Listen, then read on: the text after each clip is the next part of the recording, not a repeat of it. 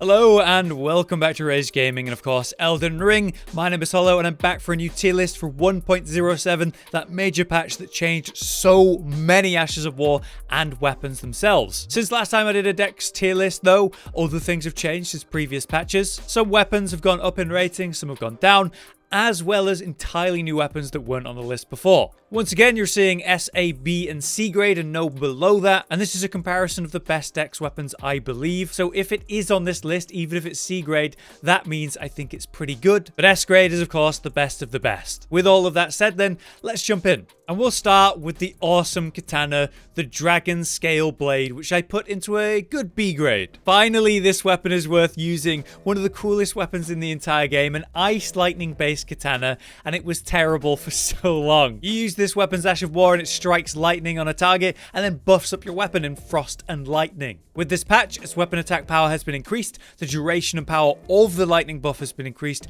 and the recovery after using it is better too. Essentially, it actually hurts enemies now, the buff lasts long enough to matter, and it looks cool as hell. So I'm very happy about that. We recently released an entire build video around this weapon and Ice Lightning as a concept to go with it. And shockingly, it is a Dex weapon, not like an int Dex, just Dex, scaling at a B grade. But I put it as a B grade in this tier list due to the many enemies who have resistances to lightning and the Ash not exactly being a consistent threat in PvP. Now, simply using an Ice Katana with a basic Katana moveset does feel and look great, but I'm not sure if its output deserves an A grade. So let me know what you think on this one. On that note, we have another B grade newly in the list. This is the Coil Shield. Yes, I'm including a coil, or rather a shield, into the Dex tier list. The Coil Shield is hard to ignore in this patch, thanks to the sheer damage of the initial hit and the poison ticks, which have been newly improved. In 1.07, the poison deals more damage, and it's quite comparable now to Scarlet Rot, which previously completely outclassed poison. This shield has the coiled snake,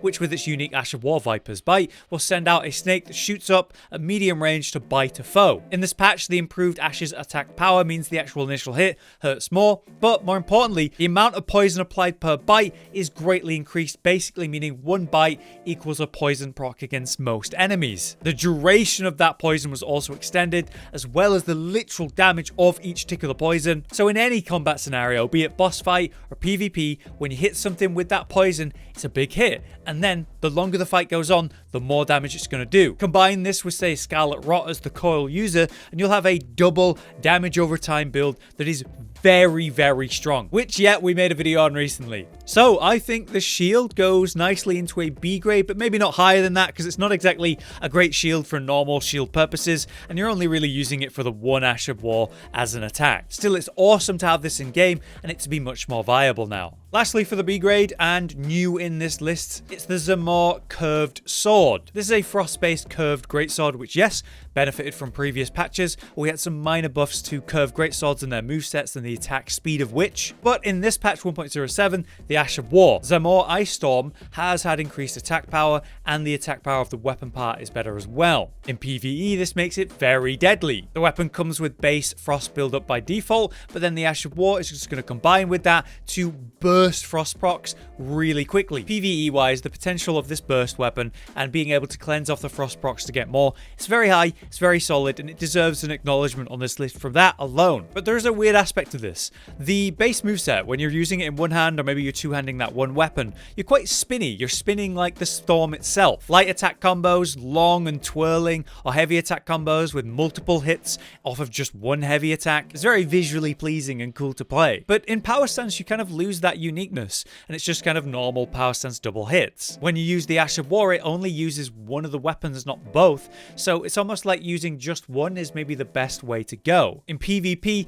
you're not really going to be able to cleanse off the frost proc or rely on that damage nearly as consistently as PvE, so I find it's a weird spot where I'd like to do a bit more testing with it. Still, I believe it's worthy of a B grade at very least, but let me know if you know more about it. Alright, while we're in B grade, we may as well finish it off with the last two picks. First up, the Scythe, which I believe remains in a B grade. Higher AR for a Dex weapon with A scaling Dex as well. This weapon comes with great range and a particularly effective moveset in power stance with another Scythe. You can of course buff it up in various ways and mix it with some of the better Ashes of War in the game, and just generally do work with this weapon, PvE or PvP. It's just bland in its design, and as I've mentioned before, I believe Elden Ring has one of the worst showings of scythes since early Souls days. Like, look back at the Bloodborne scythe, That was incredible. This is just dry compared to that. It performs well enough in all content, and I have to acknowledge that, but I just find it's very bland and boring to use. Still, it's very good, and that's why it's on this list and above a C grade. Then at the bottom of B grade is the Vulgar Militia Saws,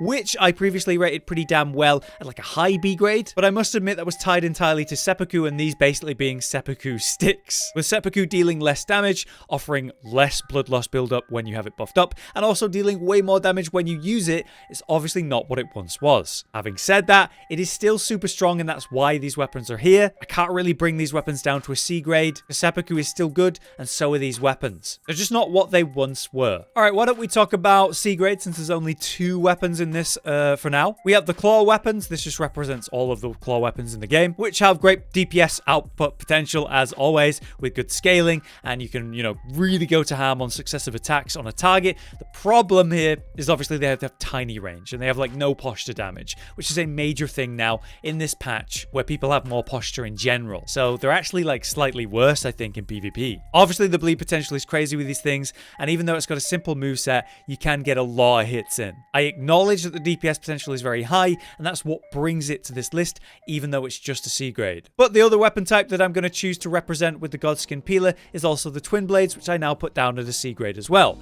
Even though they have great output potential, especially when you're power stancing them, buffing them up, or bleed building, doing jump attacks where you get many attacks at once, I just find their range surprisingly short, and obviously they have a kind of single-minded moveset style. I like the Godskin peeler because it comes with a kind of scythe attack where you can strike and swing, and then you have the pointed end for heavy attacks for thrusting, which provides a nice mix of playstyle and different options compared to the other twin blades. All of them are good, and that's why they're on this list, but I just find that, yeah, they're just not as threatening, and I very rarely ever see them in PvP. But yeah, that's my C grade weapons. So why don't we move up to the A grade then? Starting with a minor change to the Dragon King Cragblade here, a very heavy thrusting weapon that comes with that really cool Ash of War, the Cragblade. The Ash of War itself has extended effect duration, better attack power, poise damage, and stamina attack power against those that are blocking. So overall, it's just had a net buff. With the extended duration though, the tracking is better, which is major,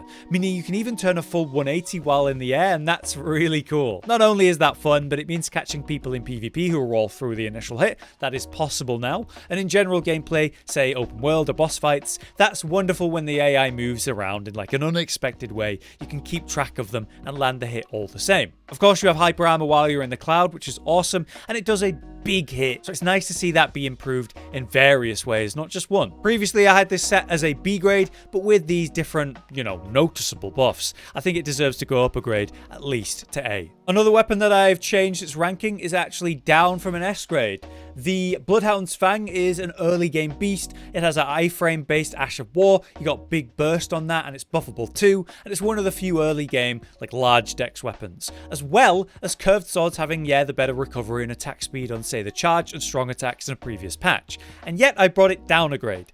I just feel like putting it in S grade isn't really fair. I could use a Nagakiba with any build and it'll be awesome. And the other S tier weapons I'm going to talk about, they're just strong as hell. Bloodhounds Fang is just really good early mid game. I feel it falls off a bit in late game, but it's obviously still good. And yet it's something I basically never see in PvP because the Ash of War is just so predictable. However, its output and the weapon in general is so strong, you get it so early game.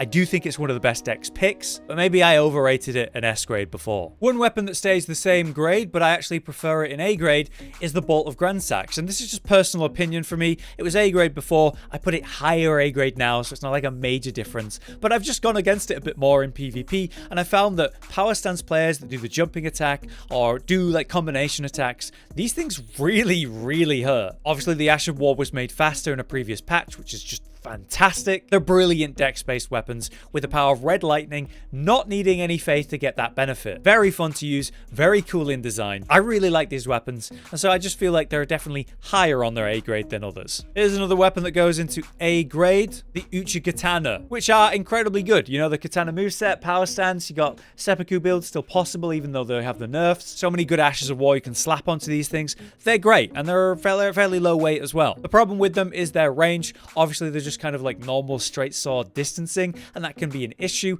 And when we talk about an S tier weapon, which is basically the same weapon but with better range, I feel like it can't go S grade when that other weapon exists. That other weapon is, as I mentioned, the Nagakiba, which is my favorite weapon in the game, generally for just the playstyle and the design and the options you can do with it. So versatile in the amount of fantastic Ash of Wars it can take, and unlike the Uchis, it actually has insane range, like a spear range, which is wonderful in all content everywhere. The downside is it weighs a bit more, but the relevancy of that is minor. It's absolutely fantastic though, and I've used this thing as part of so many builds, and especially in this patch where many Ashes of War have been improved, this thing is like the perfect stick to slap it on. Back to A grade then, let's talk about the Guardian Swordspears, which are one of the higher AR dex weapons in the game, and with some of the very cool halberd or spear Ashes of War you rarely get to use or see, it is just a fantastic weapon. Its output's great, the versatility and options you have with those unique Ashes of War that you don't, again, rarely get to see, that's great. And it has this really cool like Swordspear moveset where you're doing very vertical swings. That can really catch people, especially in PvP who they're like panic rolling and you just keep swinging these vertical swings. That's a long combo. It seems to catch people really well. Obviously, you can also power stance them, which works fantastically. Just overall, brilliant weapons, and I've talked about them plenty before. Lastly, in A grade though, is one that I'm like, do I keep this in A grade? Let me know what you think of this. Hand of Malenia. Nothing's changed. Like, the Ash of War has not changed in 1.07. It was just kind of ignored. It's one of the lower scaling katana weapons, but with great range like the Nagakibas. And obviously, Waterfowl Dance is just nuts, right? Like, the successive attacks, the potential of this attack, if you can get it off without being interrupted, is always going to be nuts. No one's going to be happy to be hit by that, whether it's a boss or someone in PvP. It's just kind of hard to consistently land because it is interruptible, but the potential output there is so high, and it's such a cool weapon in its design and yeah, who it comes from. I always rate it high, but maybe it should be a B grade. I'm not sure. Okay, last but not least though, we have two more S tier weapons to talk about. Let's just look at, say, the Cross Naginata, which, much like the Nagakiba, awesome range, really effective, brilliant seppuku buff targets, but you can use many of the different Ashes of War that you can't normally reuse, like the Swordspear. And honestly, just sword dance on these things works really well as well. Whether you're using one in two hand or you're power stancing these things,